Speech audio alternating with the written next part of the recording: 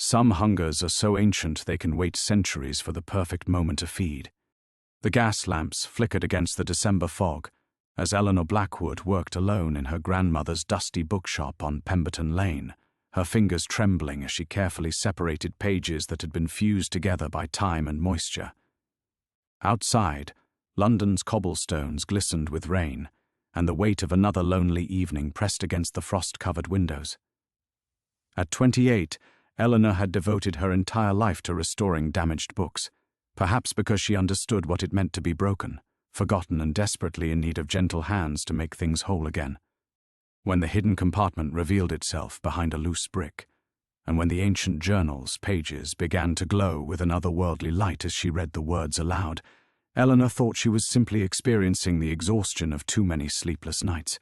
She never imagined that her whispered confession to the darkness, "I've never even been kissed," would summon something that had been waiting 300 years to hear exactly those words. Now, as shadows began to take the shape of a man whose eyes held the weight of eternity, Eleanor faced a terrible question. Was this mysterious stranger her salvation from a life of solitude, or had she just invited her own destruction into the only sanctuary she'd ever known? Before we jump back in, tell us where you're tuning in from, and if this story touches you, make sure you're subscribed because tomorrow I've saved something extra special for you. The shadows coalesced slowly, like smoke gathering substance, and Eleanor's breath caught in her throat as the figure before her solidified into something unmistakably real. He stood nearly 7 feet tall, his presence filling the cramped space between the towering bookshelves as though the very air had been displaced to accommodate him. Dark hair fell in waves past his shoulders, framing a face that belonged in the marble galleries of museums, beautiful in the way that ancient sculptures were beautiful, perfect, yet somehow terrible in its inhuman perfection. But it was his eyes that made Eleanor's knees threaten to buckle. They were the color of winter storms, grey and silver and deep as centuries, and they fixed upon her with an intensity that made her feel as though every secret she'd ever harbored was being catalogued and filed away for future use. "You called to me," he said, and his voice was like velvet dragged across broken glass, cultured and refined, yet carrying an undertone that spoke of things Eleanor had no name for. After so very long, someone finally called. Eleanor pressed herself against the brick wall behind her, the ancient journal still clutched in her trembling hands. The leather binding felt warm now, almost alive, and she could swear she felt a pulse beating within its pages. I didn't call anyone. I was only reading the crimson codex of binding and release," he interrupted, taking a step closer. Eleanor noticed he made no sound when he moved, as though his feet didn't quite touch the dusty floorboards. Written in the blood of the last oracle of Vale's End, bound with hair from the manes of the hunt's own steeds. "You read the incantation of summoning, little scholar. You spoke the words that have held me prisoner for 3 centuries. The rational part of Eleanor's mind, the part that catalogued first editions and could identify paper stock from the Renaissance with a single touch, insisted that she was experiencing some sort of breakdown. Too many late nights, too little food, too much solitude had finally driven her over the edge into madness, but the rest of her, every instinct she possessed, recognized truth when she heard it, no matter how impossible. "Who are you?" she whispered, though part of her feared the answer. A smile curved his lips, beautiful and predatory. "I am Kieran Ashworth, once called the Vampire King of the Northern Reaches, Lord of the Court of Eternal Night, Keeper of the Blood Covenant." His grey eyes seemed to catch and hold the lamplight, throwing it back with an otherworldly gleam. "And you, my dear Eleanor, are my salvation." "How do you know my name?" The question came out as barely more than a breath. "I know many things about you." He moved closer still, and Eleanor caught a scent like winter air and old roses, beautiful and somehow dangerous. "I know you've spent every day of your adult life in this shop, surrounded by other people's stories because you've never dared to live one of your own. I know you speak to the books when you think no one can hear, that you've never had a friend who wasn't made of leather and paper and ink." Heat flooded Eleanor's cheeks. "You don't know anything about me." I know you've never been kissed, Kieran said softly, and the words hit Eleanor like a physical blow. I know you whisper to the darkness sometimes, wondering what it would feel like to be wanted, to be chosen, to matter to someone, the way these precious books matter to you. Eleanor's grip tightened on the journal, her knuckles white against the ancient leather. How could you possibly— Because I've been listening, he said simply. For decades I've existed in the spaces between worlds, caught in the web of that binding spell, aware but unable to act. This shop, this place where the veil is thin, I've heard every word you've spoken in solitude, every prayer you've whispered to empty rooms. The revelation should have terrified her.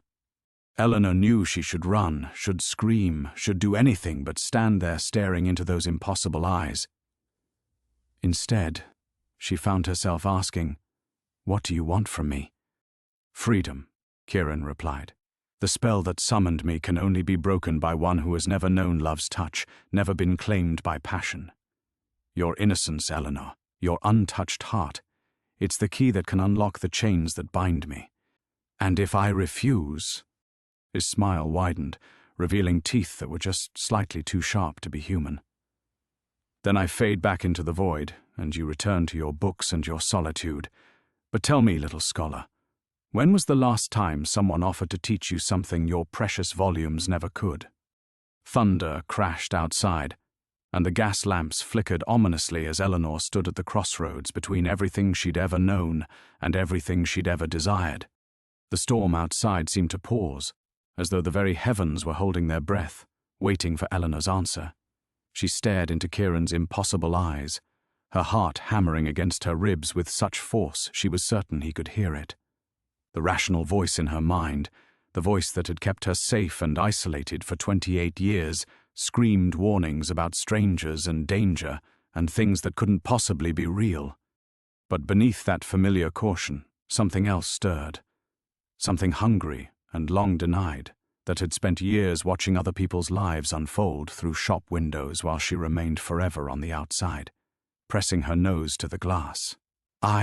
She began, then stopped, her throat closing around words she'd never been taught to speak. Kieran's expression softened, though his otherworldly beauty remained as sharp as broken glass. "You need time to consider," he said, and she caught a note of something almost like kindness in that velvet rough voice. "I have waited 3 centuries, Eleanor. I can wait a little longer." The shadows around him began to waver, and panic flared in Eleanor's chest. "Wait, where are you going?" "Nowhere far," he assured her, and his form was already growing translucent. "I am bound to this place now, tethered by your words and your unique qualifications. When you're ready to decide, simply speak my name." Before Eleanor could respond, he dissolved back into shadow and moonlight, leaving her alone among the towering shelves with only the journal clutched to her chest and the lingering scent of winter roses to prove he had ever been real at all. Eleanor remained frozen against the wall for several heartbeats, listening to the rain drum against the windows and the steady tick of her grandmother's old clock. Slowly, carefully, she made her way back to the front of the shop, her legs unsteady beneath her. She set the journal on the counter with hands that still trembled, and stared at its ancient cover as though it might provide answers to questions she didn't know how to ask. Sleep proved impossible. Eleanor sat in her grandmother's worn armchair behind the counter, watching the storm rage beyond the glass, while her mind churned over everything that had happened. By the time pale dawn light began to seep through the clouds, she had almost convinced herself it had been a particularly vivid dream, brought on by too much isolation and too little rest.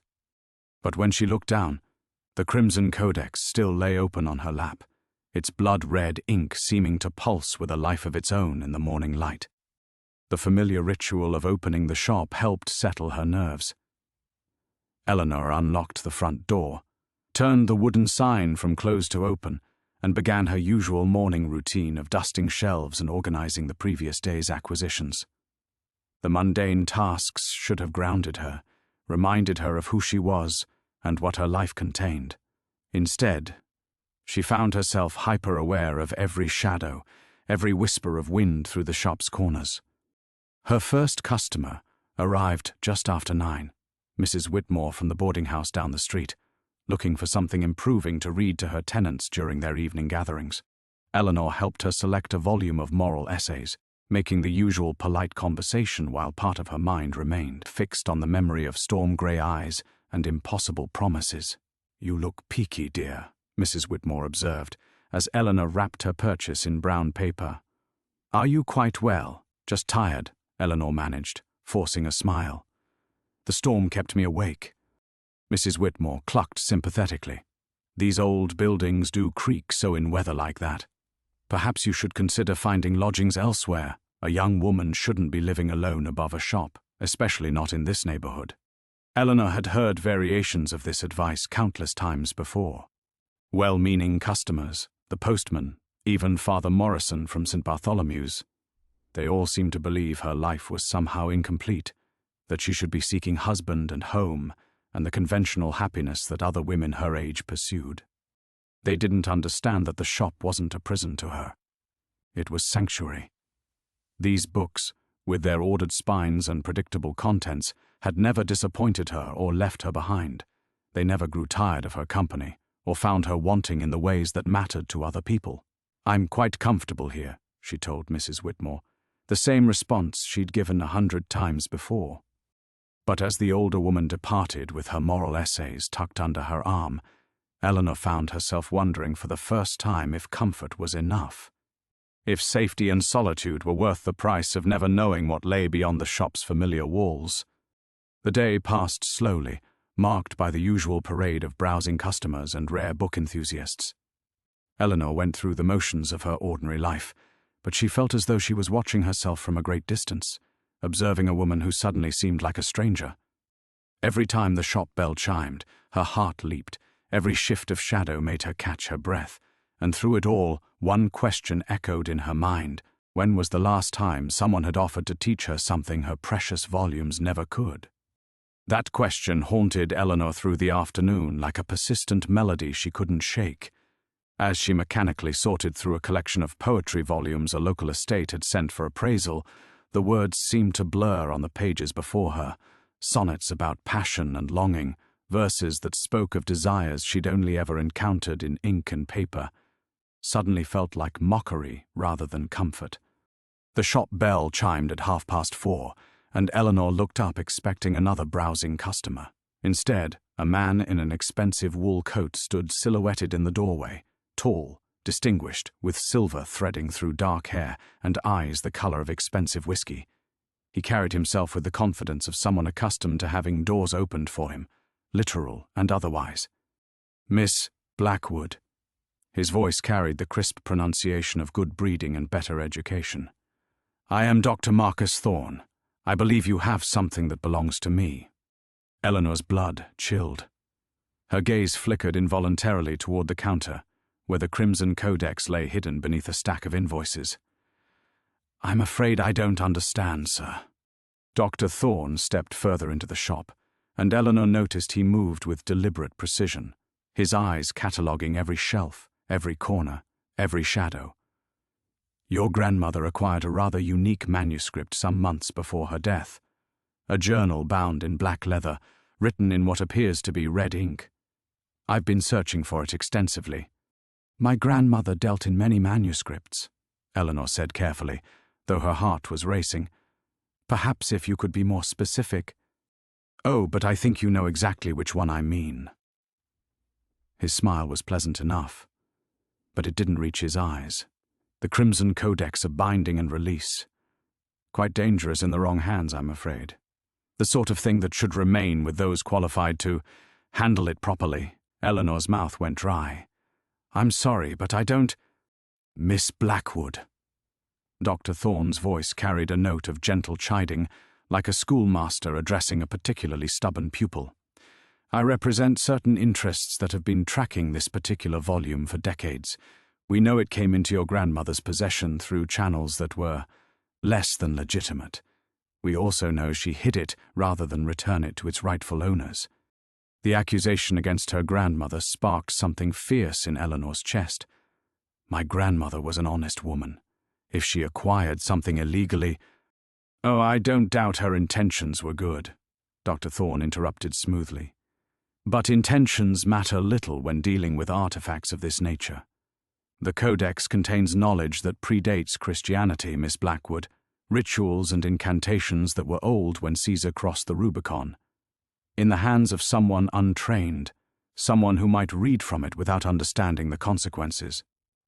He shook his head gravely. "Well, let's simply say that would be most unfortunate." Eleanor thought of Kieran materializing from shadow and smoke, of his impossible beauty and those storm-grey eyes that seemed to see straight through to her soul. Was that what Dr. Thorne meant by consequences? Had she already unleashed something terrible through her ignorance? "Even if I did possess such a book," she said slowly, "how do I know you're qualified to handle it? You could be anyone." Dr. Thorne reached into his coat and withdrew a leather wallet, from which he produced several official-looking documents. "I hold advanced degrees from both Oxford and the Sorbonne in medieval studies and comparative theology. I've also been granted special authority by Her Majesty's government to investigate certain unusual occurrences that sometimes arise in connection with antiquated texts." The papers looked genuine enough, complete with official seals and signatures, but Eleanor found herself reluctant to step close enough to examine them properly. Something about Dr. Thorne made her skin crawl, though she couldn't pinpoint exactly what. "The Codex must be returned to proper custody, Miss Blackwood," he continued, tucking the documents away. "Surely you understand that a young woman living alone, with no training in such matters, shouldn't be in possession of something so potentially hazardous." There it was again, that assumption that she was too fragile, too naive, too incompetent to manage her own affairs. Eleanor had heard variations of the sentiment her entire life, but coming now, after Kieran's words about her untouched heart being the key to his freedom, Dr. Thorne's dismissal felt particularly galling. "I'll need time to search my grandmother's inventory thoroughly," she heard herself saying. Such a book might be anywhere among her papers. Dr. Thorne's eyes narrowed slightly, and for just a moment, Eleanor glimpsed something cold and calculating beneath his cultured facade. "Of course. But I do hope you won't take too long, Miss Blackwood. The longer such items remain unsecured, the greater the risk becomes. I would hate for anything unfortunate to befall you." The words sounded like a threat wrapped in silk. After Dr. Thorne departed, Eleanor locked the shop door and pulled down the shades, her hands shaking.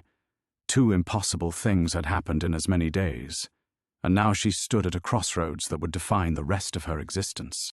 The silence of the locked shop pressed against Eleanor's ears like a physical weight. She stood with her back against the door, listening to her own ragged breathing while her mind reeled between Dr. Thorne's veiled threats and Kieran's impossible promises. The rational part of her, the part that had kept her safe and sensible for 28 years, insisted she should hand over the Codex immediately. Whatever forces she had accidentally unleashed, whatever consequences Dr. Thorne had hinted at, surely they were beyond her ability to comprehend or control. But the journal called to her from beneath its hiding place among the invoices. Even across the shop she could feel its presence like a pulse in her blood, warm and insistent and alive in ways that made no earthly sense. Eleanor forced herself to move to the counter on unsteady legs. With trembling fingers, she pushed aside the mundane paperwork to reveal the Crimson Codex's ancient leather binding. The blood-red ink seemed to shimmer in the lamplight, and she could have sworn the pages whispered as she opened to the incantation that had changed everything. "What have I done?" she murmured to the empty shop. The words on the page offered no answers, but they stirred something deep in her chest, a longing she had spent years trying to ignore. How many evenings had she sat in this very spot, watching couples stroll past the window while she remained forever on the outside? How many nights had she pressed her face to the glass of other people's lives, knowing she would never be brave enough to live one of her own? And now, when something extraordinary had finally found her, when someone had looked at her with genuine desire rather than polite dismissal, was she going to surrender it all because she was too frightened to reach for what she wanted? But what if Dr. Thorne was right?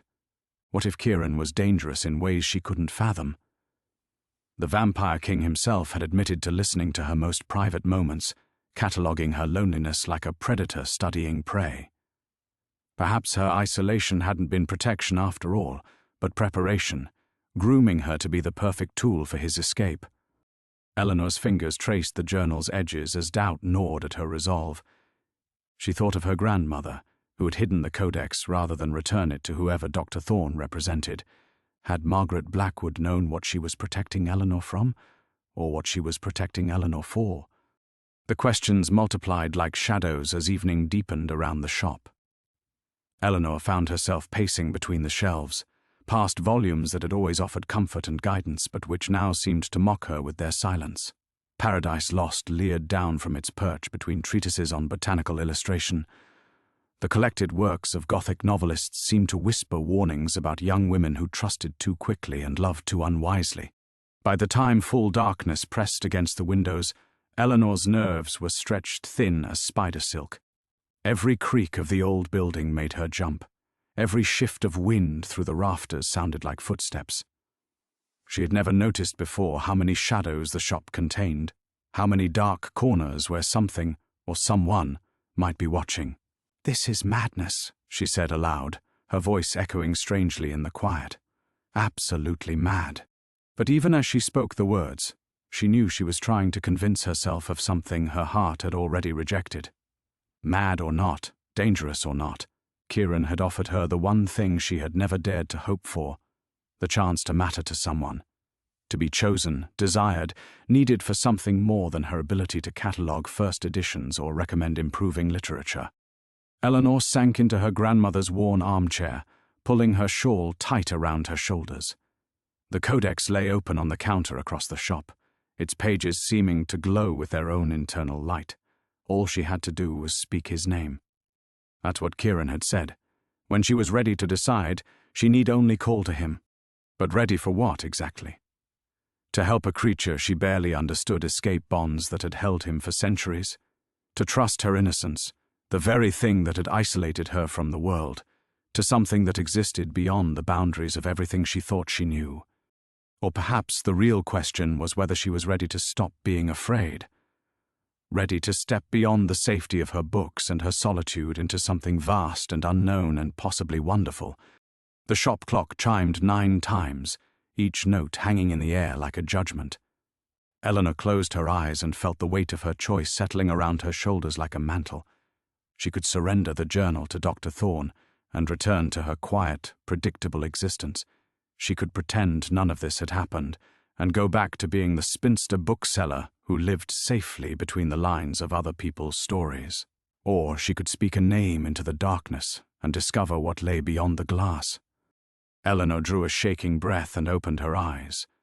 The shop stretched before her in shades of amber lamplight and velvet shadow, every familiar corner suddenly seeming like a cage she had built around herself, one careful, cautious day at a time. 28 years of safety, of hiding, of watching life through windows, and what did she have to show for it? A collection of other people's stories, and an ache in her chest that grew deeper with each passing season. "Kieran," she whispered. The name fell from her lips like a stone dropped into still water, sending ripples through the very air. The shadows between the bookshelves began to shift and gather, coalescing into a familiar silhouette that made her pulse quicken with equal parts fear and anticipation. He materialized more slowly this time, as if savoring the moment of his summoning. First came the suggestion of broad shoulders, then the elegant line of his profile, and finally those storm-grey eyes that seemed to hold centuries of secrets. When he stood fully formed before her, Eleanor noticed details she had missed in her earlier panic, the way moonlight seemed to cling to his dark hair, the careful grace with which he moved, as if every gesture was a form of deadly poetry. "Eleanor." Her name on his lips sounded like a prayer answered. "You called me." She gripped the arms of her grandmother's chair, fighting the urge to flee. Yes, I did." Kieran took a careful step closer, and she caught that scent again, winter roses and something darker, like the air before a thunderstorm. "And you know what that means?" Eleanor's throat felt dry as parchment. Tell me. It means you've made your choice. His voice carried a note of something that might have been relief, or hunger, or both. There is no returning to ignorance now. No pretending this world of shadows and power doesn't exist. You've crossed a threshold, sweet Eleanor, and there are guardians who would see you punished for that transgression. Dr. Thorne's face flashed in her memory. Those calculating whiskey-colored eyes, the veiled threats wrapped in cultured politeness. He came here today, the man you warned me about. He wanted the journal. Kieran's expression darkened like storm clouds gathering. Did you give it to him? No. The word came out stronger than Eleanor had expected. No, I told him I needed time to search my grandmother's inventory. Something flickered across Kieran's features. Approval, perhaps, or pride. Clever girl. Marcus Thorne represents interests far older and more dangerous than Her Majesty's government, though they wear the mask of academic authority when it suits their purposes. They have been hunting the Codex for decades, seeking to claim its power for themselves. Then why shouldn't I give it to him? Eleanor heard herself asking. What you're offering me, what you're asking of me, how do I know it isn't worse? Kieran was quiet for a long moment, studying her face in the lamplight. When he spoke again, his voice carried a note of something almost like vulnerability. You don't. That is the nature of faith, is it not? To step forward without certainty, to trust in possibilities rather than guarantees. He moved closer still, until Eleanor could see the way shadows seemed to pool in the hollow of his throat, the impossible beauty of features too perfect for mortal flesh. But I will tell you this. Thorne and his order seek to bind powers they do not understand, to cage forces that should run free. I offer you partnership, where they would make you a tool. I would teach you to command the very elements that others fear, where they would see you remain forever small and safe and powerless. Eleanor thought of all the years she had spent making herself smaller, quieter, more invisible, of all the times she had stepped aside to let others pass, had apologized for taking up space in a world that seemed to have no room for women like her. The prospect of power, real power, not the hollow authority of managing dusty books and faded memories, sent a thrill through her that was terrifying in its intensity. What would I have to do? She whispered. Kieran's smile was slow and devastating. Help me complete the ritual that will free me entirely from between worlds. It requires blood willingly given, words spoken with true intent, and... His eyes dropped to her lips in a way that made her breath catch. A kiss freely offered by one whose heart knows no other's touch. Eleanor's cheeks burned. You want me to... I want you to choose, Eleanor. His voice dropped to that velvet whisper that made her pulse flutter. Choose to stop hiding behind other people's stories. Choose to discover what you're truly capable of when you stop apologizing for your own existence. Choose to step into a world where your innocence isn't a liability to be protected, but a strength to be wielded. Eleanor rose from her chair on trembling legs, the crimson codex clutched against her chest like a talisman. Everything rational, everything safe, everything she had ever been taught about proper behavior screamed at her to flee. Instead, she stepped toward him. Teach me, she said. The air between them crackled with possibility as Eleanor's whispered words hung in the amber-lit silence.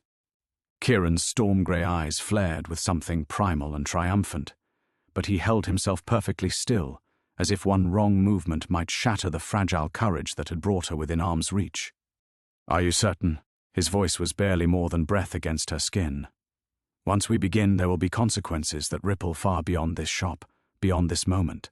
The Order of the Silver Seal will not forgive your defiance, and there are others who would see you destroyed, rather than allow what we might accomplish together. Eleanor's grip tightened on the codex, its ancient leather warm beneath her palms. The Order, is that what Dr. Thorne represents? Among other things. Kieran's mouth curved in something too sharp to be called a smile. They style themselves guardians of the natural order, protectors of humanity from the supernatural forces that once walked freely between worlds. In truth, they are collectors of power, hoarders of ancient knowledge who would rather see it buried than risk its misuse by others. A chill ran down Eleanor's spine as pieces began falling into place. My grandmother, did she know about them? Margaret Blackwood was far wiser than she let the world believe. There was genuine fondness in Kieran's tone now, tinged with old grief. She spent years researching the Codex's origins, understanding what it represented and why the Order sought it so desperately. When she realized Thorn was closing in, she hid it where only someone with her bloodline could find it, someone innocent enough to speak the words without fear, pure enough to complete what centuries of scheming had failed to accomplish. Eleanor's breath caught. She knew this would happen. She planned for me to find it. She planned for you to have a choice. Kieran's hand rose slowly, giving her time to pull away, before his fingertips brushed her cheek with impossible gentleness. The same choice I offer you now. Margaret could have destroyed the Codex rather than let it fall into the Order's hands, but she believed there might come a time when its power could serve love rather than conquest, freedom rather than dominion. The touch of his skin against hers was cool as marble and twice as intoxicating. Eleanor found herself leaning into the contact, despite every instinct that screamed warnings. What happens if we succeed? If the ritual works and you're freed? Then I reclaim my place as king of the between worlds, guardian of the threshold between mortal and magical realms. His thumb traced the line of her jaw, sending shivers through her entire body. And you, my dear Eleanor, would rule beside me as my queen. The word hit her like a physical blow. Queen. Did you think I offered this bond lightly? Kieran's eyes searched her face with an intensity that made her feel transparent. The ritual doesn't simply free me, Eleanor. It binds us together across the boundaries of mortal and immortal existence. Your innocence becomes my redemption, but my power becomes yours to wield in turn. Eleanor's mind reeled as she tried to process the enormity of what he was suggesting. A queen. Her, who had never even been properly courted, who flinched away from casual touch and stuttered through conversations with strangers. The idea was so preposterous it should have been laughable. But looking into Kieran's eyes, she saw no mockery, no cruel jest designed to humiliate her further. She saw hunger, yes, and desperate need, but also something that looked remarkably like reverence. I wouldn't know how, she whispered. I would teach you. His other hand came up to frame her face, cradling it between his palms like something precious. Everything, Eleanor. How to command shadows and bend moonlight to your will. How to walk between worlds as easily as crossing a street.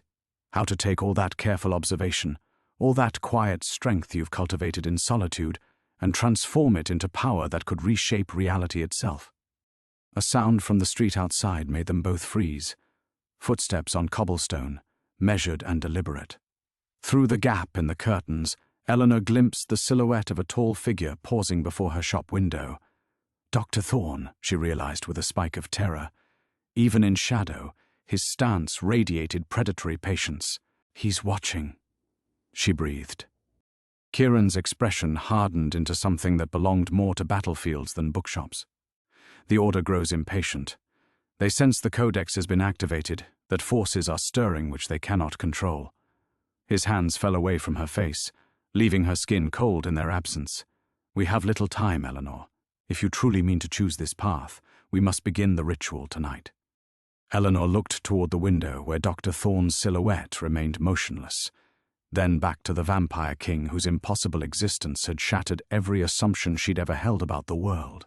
What do I need to do? Kieran's gaze flicked once more toward the window, before settling on her with laser-sharp focus. First, we must ensure we are not disturbed. He moved to the front of the shop with predatory grace, his fingers trailing along the windowsill as shadows seemed to gather at his touch. The Order has ways of listening, of seeing through walls and darkness, but there are older protections, wards that predate their meddling by millennia. Eleanor watched, transfixed, as he began to trace symbols in the air above the threshold. Where his fingers passed, faint silver lines appeared, hanging suspended like spider silk made of starlight. The very air seemed to thicken, pressing against her ears until the sounds from the street, Dr. Thorn's measured breathing, the clip of horse hooves on cobblestone, even the distant rumble of London's endless motion, faded to nothing. Blood, words and a kiss, Kieran murmured, completing the ward with a gesture that made the silver lines pulse, once before sinking into the shop's bones. The three elements that bind worlds together, that transform possibility into reality. He turned back to her, and Eleanor caught her breath at the change in him. The careful restraint he'd shown before had given way to something raw and urgent, power barely leashed beneath the surface of his impossible beauty. "The blood must be freely given," he continued, producing a silver knife from somewhere within his dark coat. The blade was no longer than Eleanor's palm, but it gleamed with an inner light that suggested it had never known rust or age. "A few drops only, but they must fall willingly from your veins to mine." Eleanor stared at the knife, her pulse hammering against her throat. Every sensible thought in her head screamed that this was madness, that she was about to participate in something that would damn her soul 6 ways to Sunday.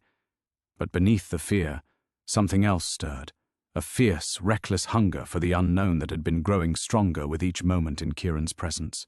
"The words," she said, surprised by the steadiness of her own voice. "What must I say?" Kieran's smile was equal parts pride and hunger. "The codex contains the incantation, written in the old tongue. But it must be spoken with true intent, Eleanor. Not mere recitation, but a declaration of will that resonates through every fiber of your being." He gestured toward the ancient journal she still clutched against her chest. Eleanor looked down at it, noting how the blood-red ink seemed to pulse in rhythm with her heartbeat. When she opened to the page that had started everything, new words had appeared beneath the original incantation. Translation in her grandmother's careful handwriting. "By blood freely given, by words truly spoken, by love's first touch, let the barriers fall. What was divided, let be whole. What was imprisoned, let run free. What was alone, let be joined until the stars burn cold and the worlds grow still." Eleanor's cheeks burned as she read the final lines. "And the kiss?" Kieran stepped closer, close enough that she could feel the chill radiating from his skin like winter-made flesh. "Must be offered without coercion, without glamour or supernatural influence. Your choice, Eleanor, your will." His voice dropped to that velvet whisper that made her bones ache with longing. "Your innocence freely given to break chains forged in shadow and spite." The weight of it settled on her shoulders like a mantle. Not just her first kiss, but a gift that would reshape reality itself. Eleanor had dreamed of such a moment countless times, imagining gentle courtship and sweet romance, perhaps a shy suitor who would win her heart with poetry and patience. She had never imagined it would come like this, wrapped in danger and dark magic, offered to a creature who existed, beyond the boundaries of everything she understood. But perhaps that was fitting. Perhaps someone who had lived so long on the margins of normal life deserved something extraordinary when she finally stepped into the light. "If we do this," she said slowly, "if the ritual succeeds and you're freed, what happens to London? To the people I care about?" Kieran's expression softened, and for a moment she glimpsed something almost human in his ancient eyes. "I am not a destroyer, Eleanor. For all my dark nature, I have no quarrel with mortal kind. My kingdom exists between worlds, touching yours but not consuming it. The Order would have you believe otherwise, but they speak from fear and prejudice, not knowledge." A sharp rap against the shop door made them both freeze. Dr. Thorne's cultured voice carried through the warded wood, muffled but unmistakably threatening. "Miss Blackwood, I know you're within.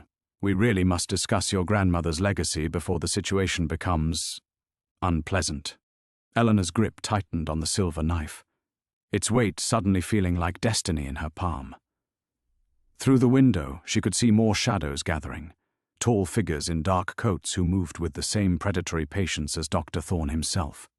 "Now," Kieran said urgently. "It must be now, before they find a way through the wards." Eleanor looked into his storm-grey eyes and saw her future hanging in the balance. Behind her lay safety, predictability, and the slow suffocation of a life half-lived. Before her stretched the unknown, dangerous, terrifying, and absolutely, irresistibly alive. She pressed the blade to her palm. The silver blade bit into Eleanor's palm with shocking sharpness, drawing a thin line of crimson that welled up like liquid rubies in the lamplight. The pain was swift and clean, but what followed was anything but. Power rushed through her veins like molten fire, every nerve ending suddenly ablaze with supernatural awareness. Beautiful, Kieran breathed, his eyes fixed on the blood beading along her lifeline. Now, quickly. The words. Eleanor's hands trembled as she opened the codex, her blood leaving dark smears on the ancient pages. Dr. Thorne's voice rose again from beyond the door, accompanied now by other sounds, the scrape of metal against wood, whispered incantations in languages that made her skin crawl. Whatever wards Kieran had woven were being tested by forces she didn't want to understand. By blood freely given, she began, her voice barely more than a whisper. But as the words left her lips, they seemed to take on weight and substance, echoing through dimensions she couldn't see. The air around them began to shimmer, reality bending like heat waves rising from summer pavement. Louder, Kieran urged, extending his own hand. The silver knife had somehow appeared in his grasp, and without hesitation he drew it across his palm. His blood flowed darker than hers. Not red but deep crimson shot through with veins of silver that caught the light like captured starfire. By blood freely given, by words truly spoken. Eleanor's voice gained strength, ringing through the shop with newfound authority. The shadows around them began to dance, reaching toward her like living things drawn to flame. Somewhere in the distance, she heard Dr. Thorne curse in a language that predated English by millennia. Kieran stepped closer, close enough that when he extended his bleeding palm toward hers, she could feel the otherworldly chill radiating from his skin. By love's first touch, he said, his voice joining hers in perfect harmony, let the barriers fall. The moment their blood touched, the world exploded into sensation. Eleanor felt herself falling upward, her consciousness expanding beyond the confines of her small, mortal body to encompass vistas of impossible beauty and terror. She saw Kieran's realm, the between worlds he had spoken of, stretching out in all directions like a cathedral built of crystallized starlight and shadow made solid. She saw the prison that had held him, chains of pure will forged by those who feared what they could not control. And she saw herself as Kieran saw her, not the timid, overlooked spinster she had always believed herself to be, but something luminous and powerful, innocence refined into a weapon capable of reshaping reality itself. What was divided, let be whole. They spoke together, their voices creating harmonies that made the very foundations of the bookshop tremble. Books fell from their shelves, their pages fluttering open to reveal text in languages that had been dead for centuries.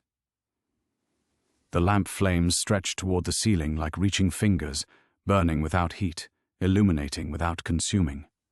The front door of the shop began to splinter. Through the cracks, Eleanor glimpsed Dr. Thorne's face, contorted with rage and desperation. Behind him stood others, men and women in dark clothing whose eyes reflected light like mirrors, whose movements suggested predators, barely held in check by civilized restraint. "The kiss," Kieran said urgently, his free hand cupping her face as their joined blood continued to drip onto the shop floor, each drop exploding into tiny flowers of silver flame. "Eleanor, it must be now." Terror and exhilaration warred in her chest as she looked up into his storm-grey eyes. This was it, the moment that would transform her from observer to participant, from victim of circumstance to architect of her own destiny. Behind them, the Order of the Silver Seal fought to break through wards powered by magic older than their institution. Before them lay the completion of a ritual that would free one of the most dangerous beings ever to exist. And in the center of it all stood Eleanor Blackwood, unremarkable antiquarian, holding the power to choose not just her own fate, but the fate of two worlds.